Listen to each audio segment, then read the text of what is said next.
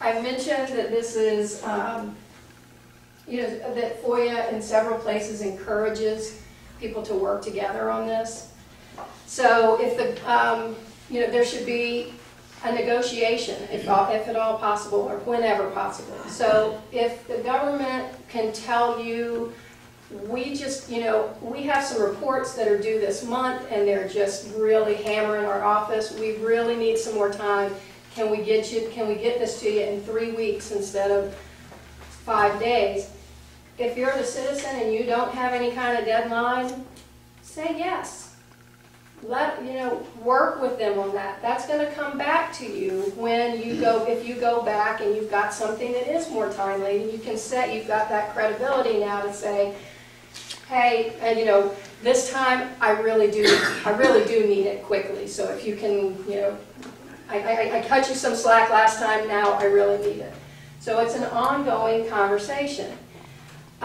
We see negotiations like this on mostly on deadlines and also on fees. You're not going to believe this. The city of Norfolk, it is amazing to me how many of my examples go back to Norfolk, but that first letter was not from Norfolk though. Is to negotiate, they got a $1,000 bill for a request that they, a TV reporter got a bill for $1,000 for a request he had made. And he was a little upset because they had actually included records that he didn't ask for. He didn't want to pay for those. And they responded 4 days late. So he went back to them, and this is actually ongoing. He's gone back to them and said, technically you are in violation of the statute because you didn't respond in 5 days. But I don't, I'd rather have the records, so how about, I know I need to pay for these because there was staff time, knock $200 or whatever, I don't know what he said, but they are going to negotiate fees over their failure to respond correctly. And you can do that even if the government is actually, following the letter of the law. You can go in there and say, look, I don't need these records right now. If if you take 3 weeks, can I get them at can you waive the per page fee or something like that? There's nothing ever preventing you from asking for some sort of workaround or agreement to get the records in a different, in a fashion that is not strictly by the letter of the law. Now I have that picture of the guy on the right because while I did say that it's not okay for the government to choose when to answer requests for good reasons versus bad reasons, why do you want the records, it is still nonetheless okay for the government to ask you what records you're looking for or what you want them for in a conversation about properly identifying the records you want. They can come up to you and say, look, you asked for these reports, and I'm not sure if this is really what you want because they have all this extraneous information, and I think you may really only be wanting this part. That's an okay conversation to have. It's a good conversation to have. You learn more about what these records are. They're able to help you as a citizen get what you want and not get a whole bunch of other stuff you don't want. Excuse me. But there is a difference, I guess, between asking those kinds of questions and interrogating someone.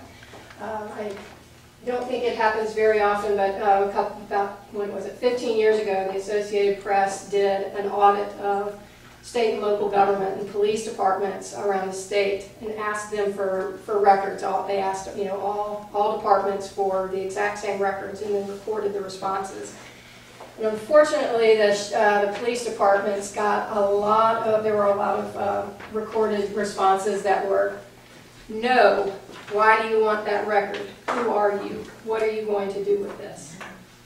And they have made a lot of progress in their responses now, but that has been a problem in the past. Now, there are charges that can be associated with getting these records. In Virginia, government is allowed to charge for the actual cost of providing and searching for and copying the records. Those costs have to be reasonable.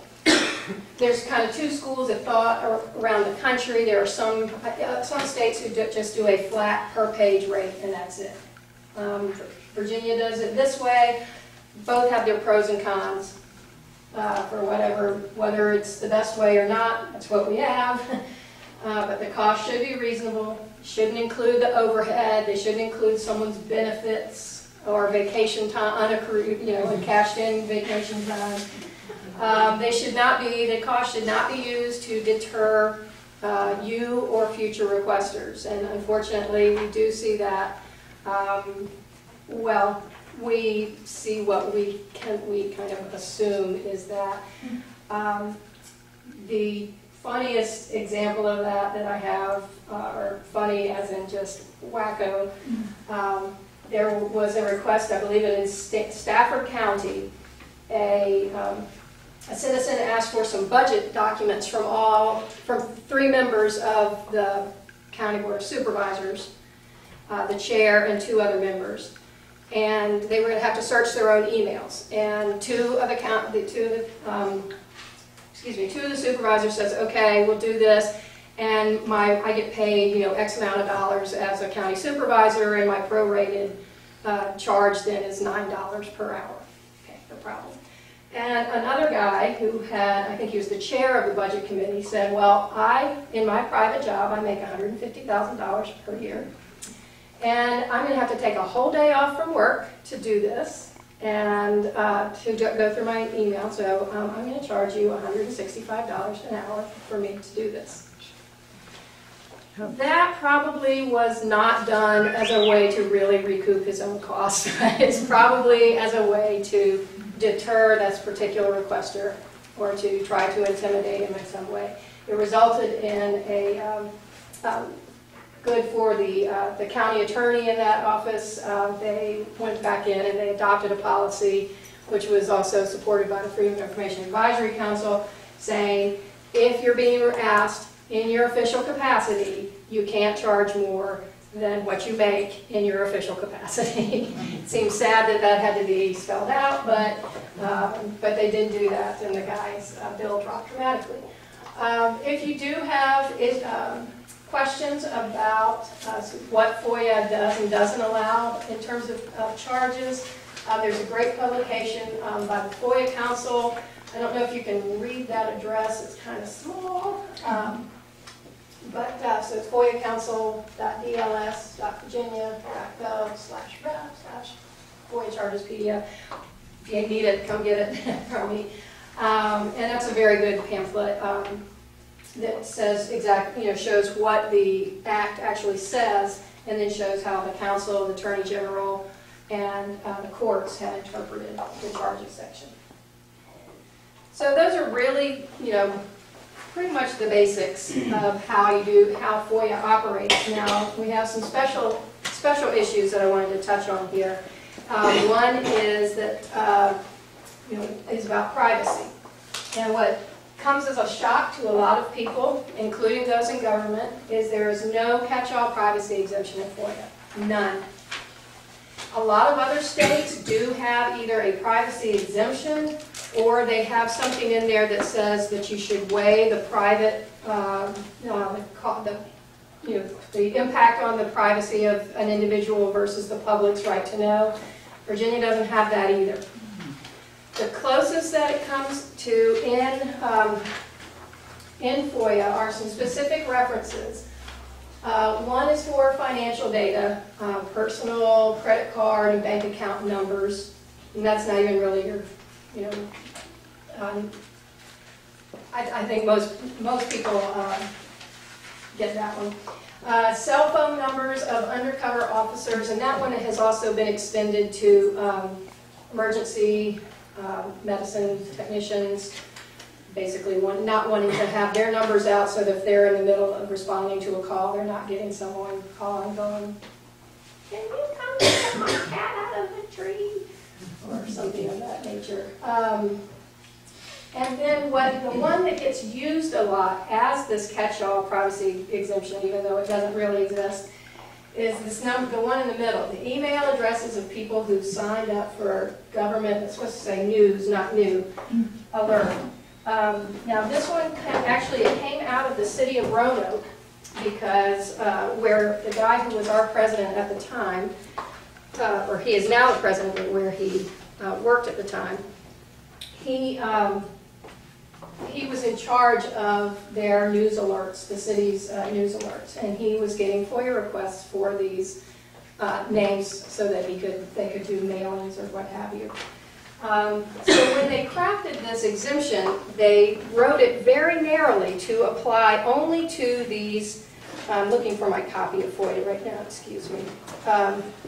Only. Shoot. That yours, Andy? I usually, this is one of those things, like I remember to brush my teeth and grab my copy of FOIA wherever I go. Mine's in my other carrying case. Yeah, mine too. Okay. On the internet. Yeah. Anyway, it's set, what has gotten people confused over the years is it makes a reference to personal information as defined in the Government Data Collection and Dissemination Practices Act. And a lot of people just get stuck on that. They see, oh, this is an exemption about personal information as defined in this other statute. I can withhold these records because of that. But the rest of the statute goes on to say it is only for people who have signed up for a government news alert, and only if they have checked a box that says, please do not disclose my name. As a result, if you have signed up for any of the alerts from around the, around the area, you will probably notice that there is a checkbox there. So pretty much all government, the main, the city or the counties and the schools will give that option of opting out of disclosure. Some of the less smaller towns and some of the smaller agencies within the county or city government, like maybe the Office of Planning. The Office of Planning may offer their own newsletter and not realize that there's that requirement and not offer that. That's usually the only time that we see that those checkboxes are not being used. So, okay.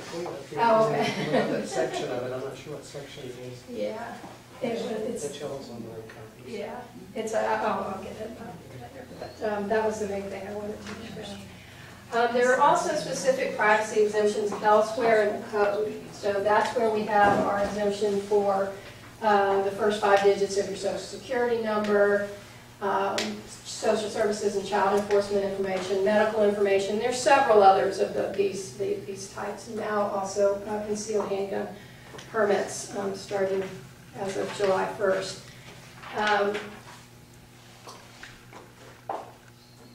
Special issue number 2 would be email, cell phones, and social media. That's causing a lot of people a lot of heartburn. And again, there are 2 schools of thought on this. Virginia does it this way. They define a public record as any record that has to do with the public business.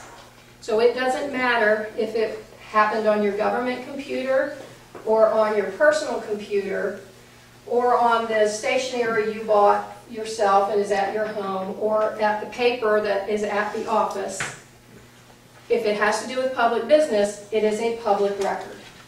Now the other side of that is, the good thing about Virginia's way is that it means that you do have access to these other avenues, these other media.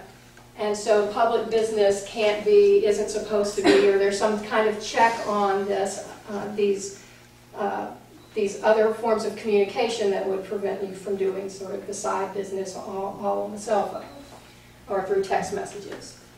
The way that Texas does it, for example, and I think actually most states do it this way, is they say it depends totally on the resource that is sent from. So anything sent from your government computer is a public record. Anything. So that would even include your private messages to your doctor, to your spouse, to your child's teacher. So the downside of that was for the government employee, the downside is that you got your whole life exposed like that. And then from the public's perspective, the downside from that is that then those conversations get moved offline to these private accounts. If you've been watching the news recently about that there's currently an issue with the Environmental Protection Agency, it was discovered that they were, Lisa Jackson as well as a couple of other people in the office were using these shadow email accounts that were being used specifically to skirt federal FOIA. When we start talking then about email and cell phones and text messages and the like. When you say cell phones, what about old-fashioned landlines? Conversations have never been subject to FOIA. Okay. Thank you.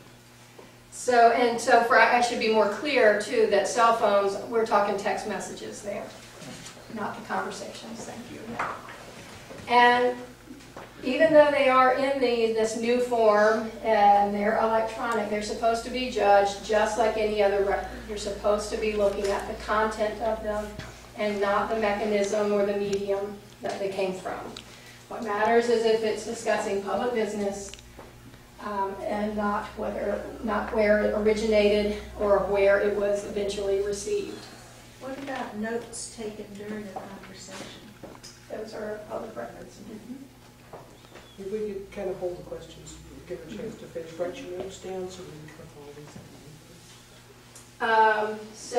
The same holds true for phones and tablets. Treat them the same way you would treat email. And it is necessary for governments to create and update policies and procedures on how they're going to manage those records. This is killing records managers right now, I think. They've got so many electronic records that they're trying to deal with. Emails, cell phones, text messages, all these board docs, the communications that members of a public body can have that way. They're trying to figure out a way to best manage those and to capture them. That's the really hard thing too.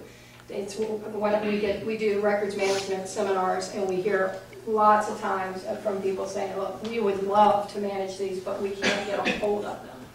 So that's why these policies should be implemented with the help of the Library of Virginia, which puts out records retention schedules as well as directives on how to manage various new types of technologies and different types of records that are coming in. So you, as a citizen, you can always ask for them. You just have to be aware that this is really a difficult area for them. And this is where you will get some of the really wild cost estimates.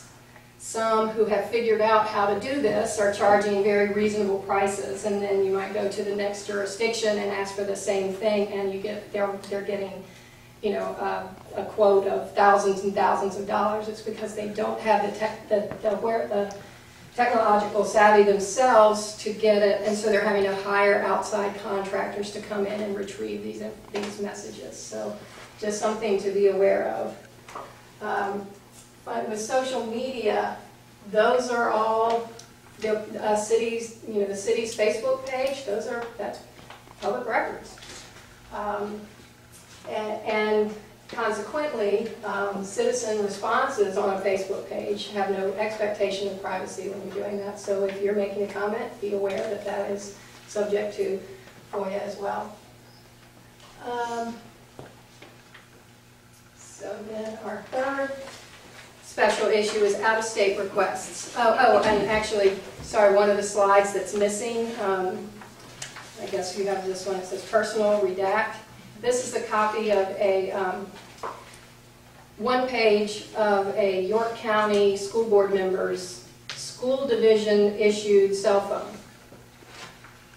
All the blacked out stuff was considered his personal business. So York County should be, commended for, redacting instead of just saying, no, you can't have it because it has a lot of private numbers in it. That's what they should be doing, is redacting and giving you the rest. As a citizen, I'm going to be a little bit upset that my school board member is only using it. The entire 6-page bill had only 8 calls that were deemed public business. So, redaction, good, redaction, good. So Virginia is one of only 5 or 6 states in the country that says you can only use our public record statute if you are from Virginia. So if you're from Bristol, Tennessee, you have no right to see the records in Bristol, Virginia. And as of April, the end of April, the U.S. Supreme Court said that's absolutely fine, unanimously.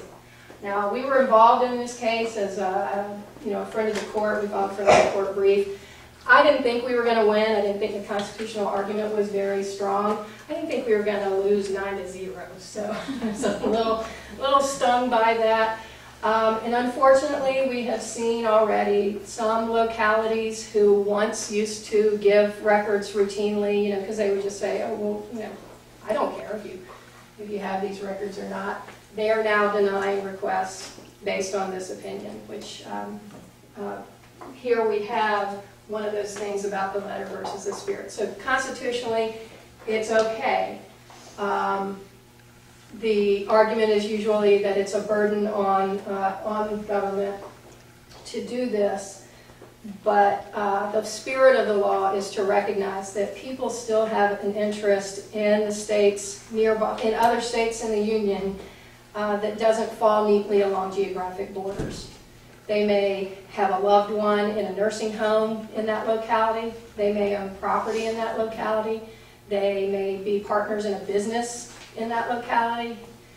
So there are all kinds of reasons why people are still interested, or we actually were contacted by someone in California who was going to be relocating to Virginia, and they wanted to know some information about their school system that they were going to be going into. Information lockdown. They wouldn't give him any records because he was from California. So, is that really necessary? If you have a culture of openness in that particular office, and if that person explains, hey, this is what's going on, really, there's, 44 other states share information across state lines, and they're okay. So it seems that Virginia could join that. But now I will get off that particular soapbox. So our final special issue for right now is this guy's bugging the heck out of us. Now, there are always going to be people out there who will try to use FOIA as a sword to punish them for something that they've done in the past, either real or perceived. And they will do what they can to make sure that you pay for it, whether that government employee was actually involved in that decision or not.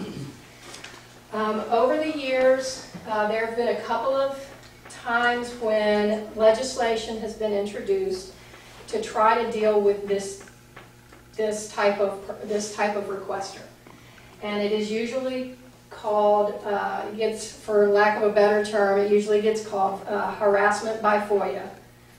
And luckily, and it's legislation has come up, and then the Freedom of Information Advisory Council has also studied this with groups sitting around the table who are interested in the issue. And ultimately, it always comes down to there is just no way to define what is harassment. Because once you define it, you're going to end up catching people in that definition who are exercising their rights completely innocently and with no intent to harm the government. The one that kind of made it the furthest, we were talking about, okay, well, if you do so many requests within a certain number of times, well, then that's by definition harassment. But then there's the person who comes in and they make a request and they get those records and they go, wow, I had no idea. I want to see this record. And so they go back and they ask for this record. And then they get really interested in it, like someone we know. And the next thing you know, you've made 15 requests in a short amount of time, and all of a sudden, okay, you're harassing us. There's no way for the citizen to know ahead of time sort of when they've crossed that line. So trying to define that harassment ends up putting a chilling effect on the innocent requesters, and may or may not deter the offending requesters. What we found on every time this legislation got introduced, once we got down to why the legislator introduced it, it was always at the request of the locality that he or she represented. And we found out in every single case, there was an instance of the clerk in that particular county, or whoever the employee was not charging for the requests. So there was no deterrent to that individial to not keep doing it. So he kept they would paper the office and just keep making it, and the clerk just kept giving him the records, and was, she was really having a hard time, as understandably. But if she had charged him, there was a good chance those at least could have slowed, because the pockets run empty after a while.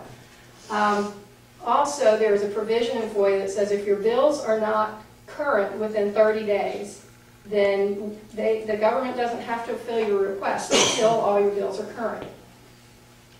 Also, we mentioned earlier, if you're finding that this is interfering with the work of the office, you can petition a judge for more time.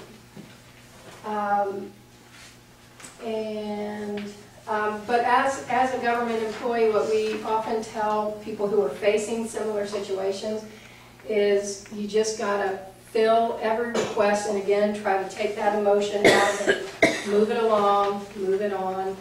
Try not to think about this guy is bugging the heck out of us, and maybe I'll outlast him, because if you go into that kind of mindset, they'll likely not outlast them. But as citizens, it's important. As citizens, it is important to realize that FOIA is but one of many functions that government does, that there are things that they do need to get done, and that FOIA really shouldn't be, there's nothing legally prohibiting it from being used as a sword, but it shouldn't be used as a sword to punish government for something else. And what's not on there is a recognition, again, by the citizen that the person on the other side of the counter is just a person too. They live in your community, likely.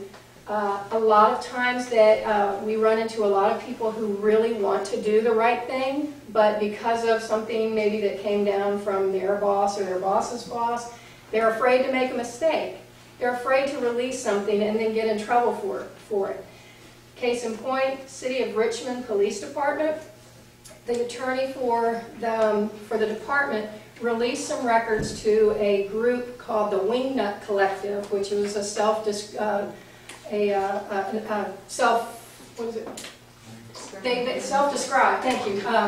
anarchist group, and they released these records, and they should have been released. They were, they were public records, and the exemptions didn't apply. And the police chief got really upset about this, because I guess he didn't like who it had been given to. So not only did the police chief try to get the records back, he publicly excoriated the attorney for having given them out in the first place.